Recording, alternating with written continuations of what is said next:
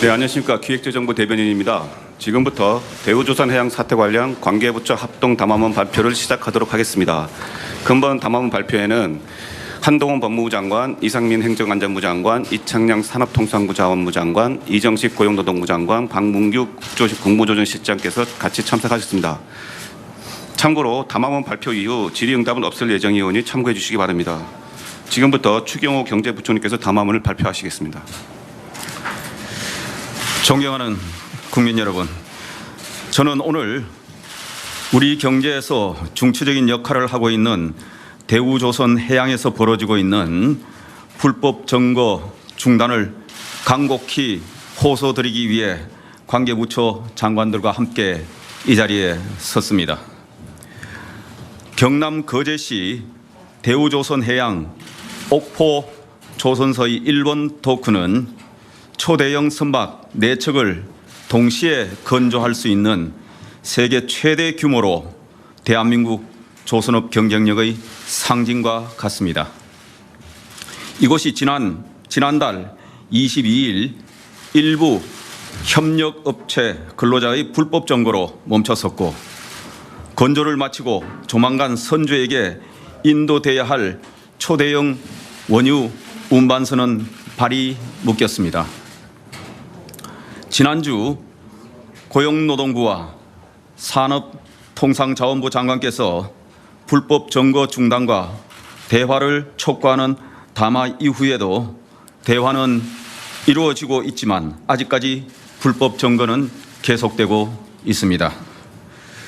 대우조선해양은 글로벌 금융위기 이후 조선업 장기 불황과 분식회계 사태로 경영난을 겪으며 15년 이후 7조 1천억 원의 대규모 국민 혈세를 투입하며 구조조정을 추진해 왔습니다.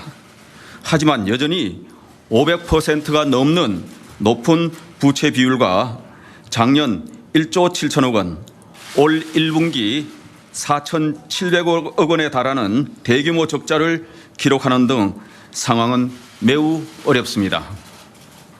최근 조선업 경기 회복과 수주 확대를 발판 삼아 기업 정상화를 위한 뼈를 깎는 노력이 절실한 상황에서 이번 불법 점거 사태는 대우조선해양 및 협력업체 대다수 근로자와 국민의 기대에 찬물을 끼얹고 오랜 불황에서 서서히 벗어나고 있는 한국 조선산업이 지금껏 쌓아올린 신뢰를 무너뜨릴 수 있는 무책임한 행위입니다. 특히 친환경, 디지털 등 조선업 패러다임 전환에 선제적으로 대응하고 있는 조선해양 강국의 초격차를 지키기 위해 노사 모두 한 배를 탄 공동 운명체라는 것을 잊지 말아야 합니다.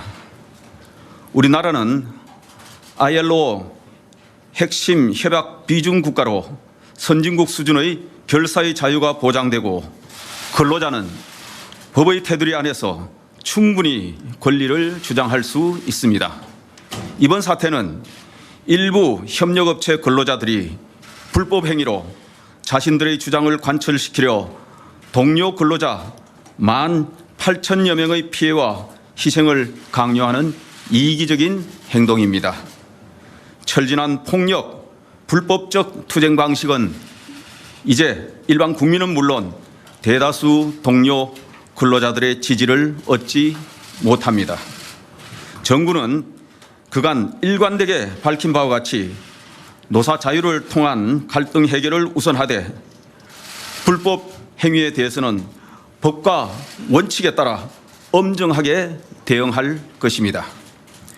주요 업무 시설을 배타적으로 점거한 하청노조의 행위는 명백한 위법이며 재물손괴 등 형사처벌과 손해배상 책임을 피할 수 없습니다.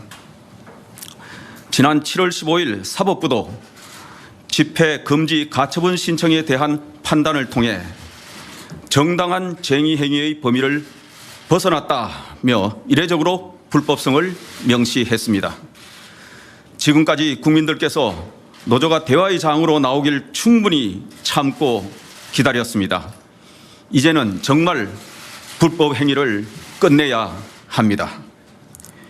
최근 우리 경제는 물가 불안이 지속되며 국민들의 실험이 깊어지는 가운데 급격한 금리 인상, 자산시장 불안, 실물 경제 둔화 등 하방 위험과 불확실성도 확대되고 있습니다. 저소득층, 청년, 중소기업 등 취약 부문의 어려움이 가중되고 있지만 험난한 길이 언제 끝날지 예단하기 어렵습니다.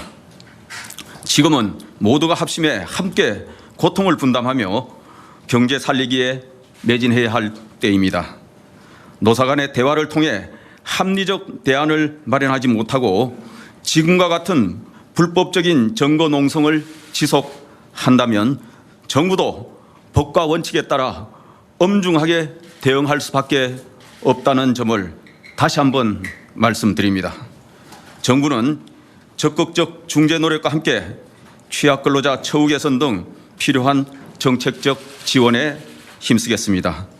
노조도 기업과 동료 근로자 전체의 어려움을 헤아려 불법 행위를 즉시 중단하고 조속히 타결하기를 강력히 촉구합니다.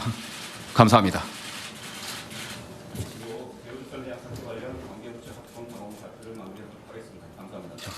인사.